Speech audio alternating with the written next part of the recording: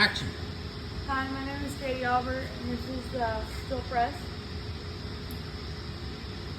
We're going to go over some safety stuff first. You always want to make sure you're wearing gloves, safety glasses, and no loose clothing or no jewelry.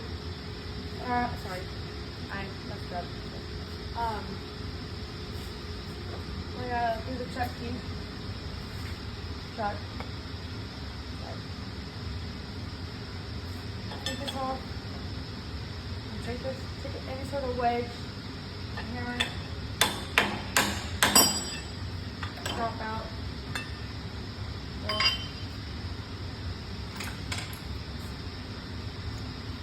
You take this one, jump on there, make sure it's nice and secure, and come out.